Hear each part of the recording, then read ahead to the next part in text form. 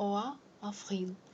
Deutéronome chapitre 23, verset 2 à chapitre 25, verset 19.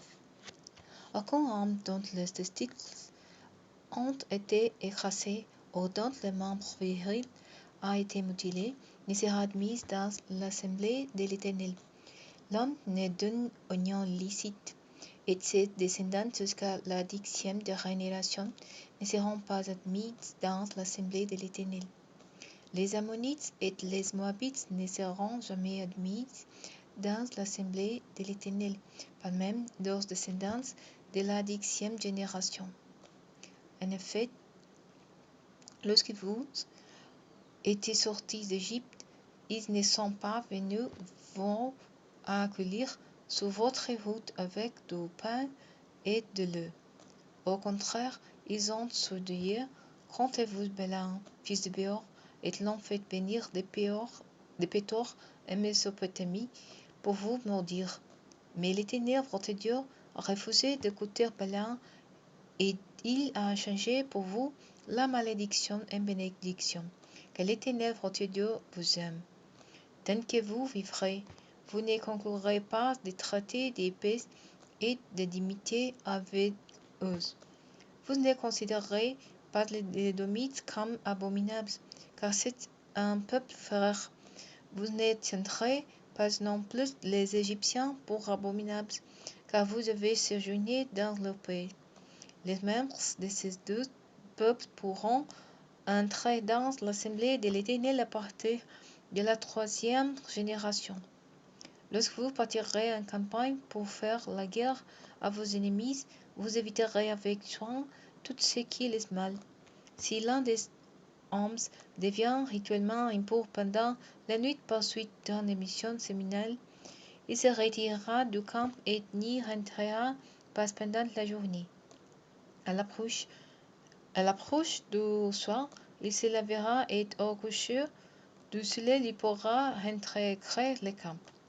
Vous désignerez un endroit à l'extérieur du camp où vous pourrez vous retirer pour satisfaire vos besoins naturels. Chaque soldat aura une pile dans son équipement et lorsqu'il se rendra à l'écart, il creusera d'abord un trou et, en partant, il recouvrira ses excréments. Car l'Éternel votre Dieu parcourt votre camp pour vous protéger et pour vous donner la victoire sur vos ennemis.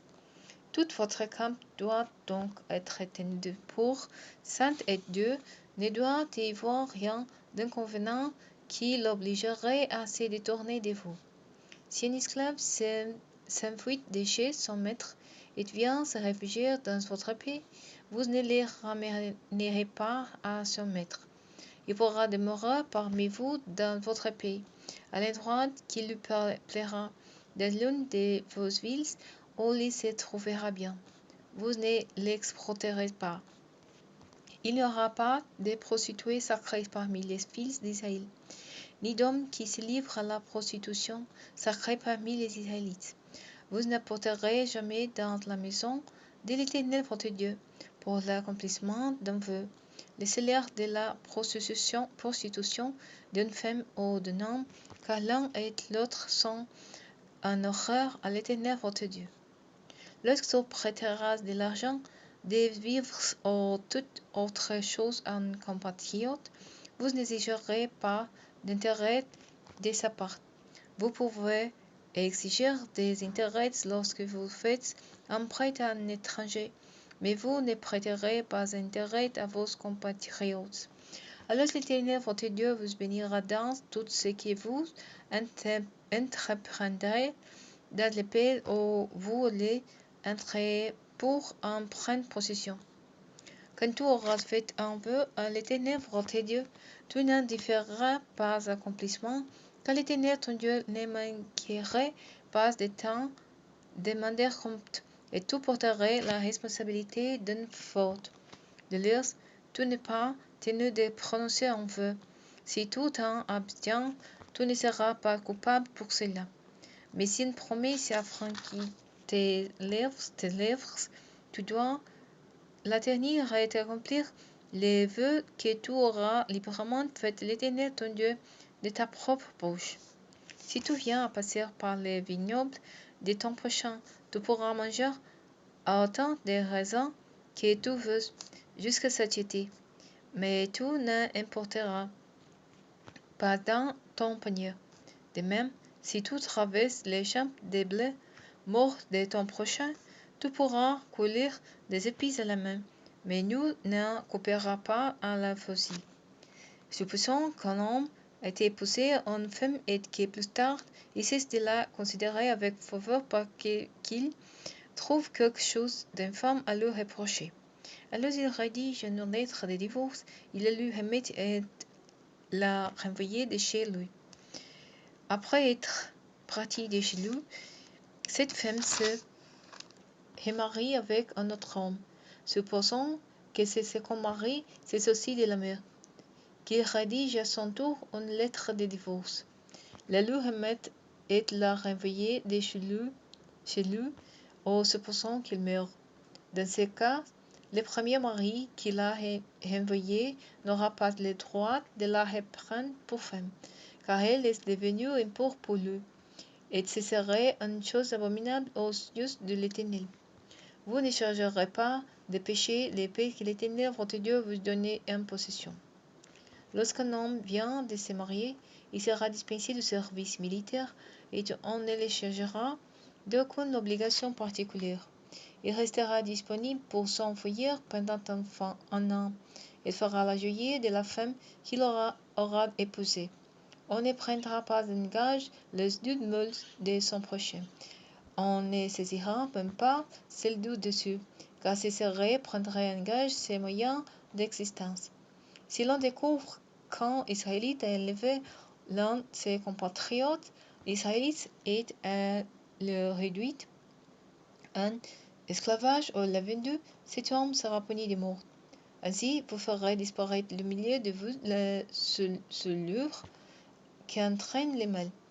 Veillez à observer les prescriptions relatives aux maladies des peaux à caractère évolutif du genre lèpre.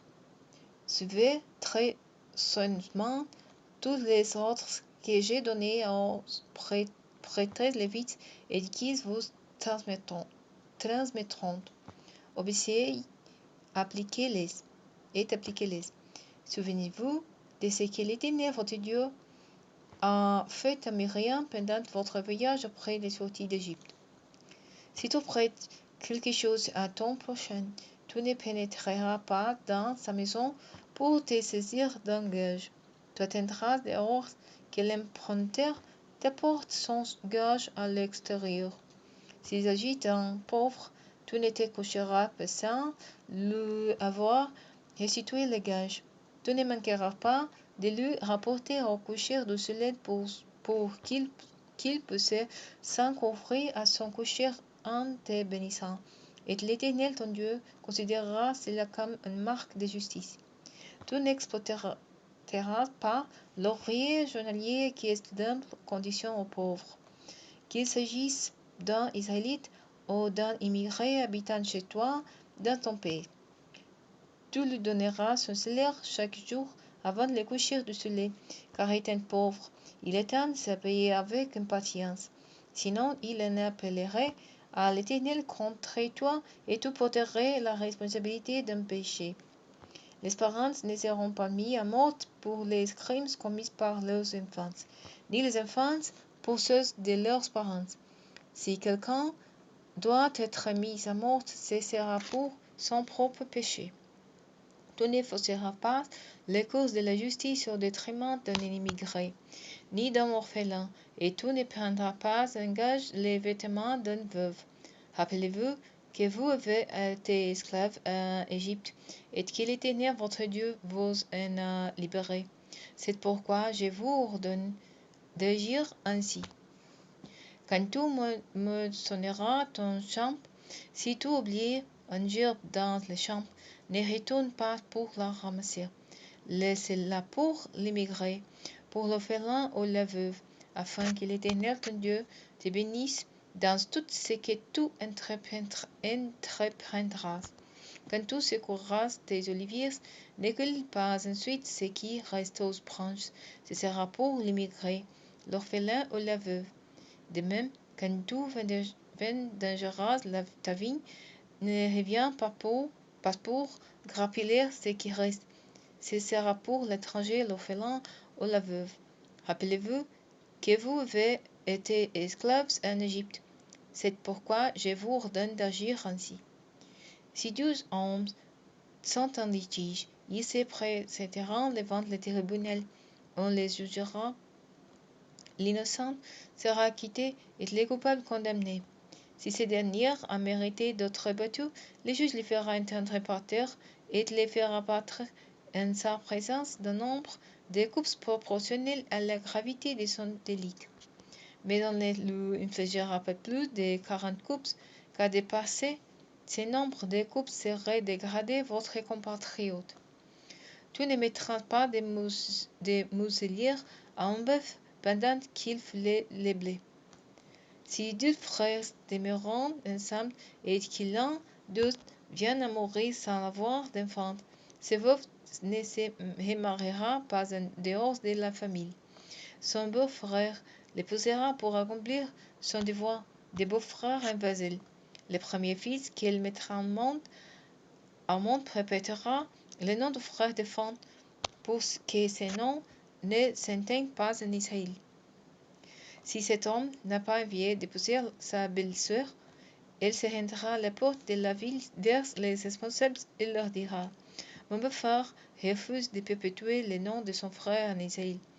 Il ne veut pas remplir son devoir de beau-frère. Alors les responsables de la ville les convoqueront et lui parleront.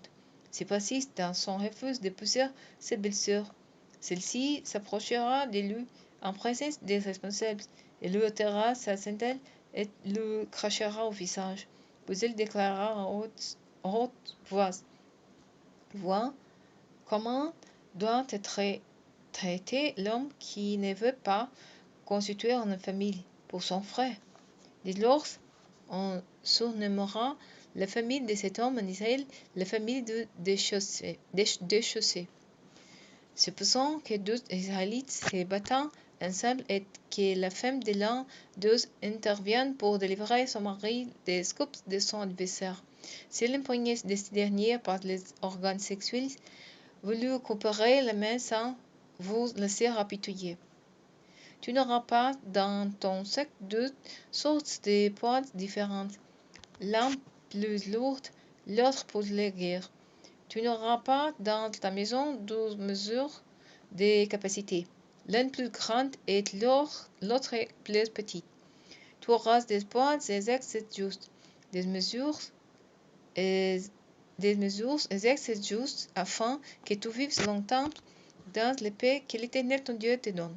Car l'Éternel ton Dieu a une abomination sur ce qui commettent de telles fraudes.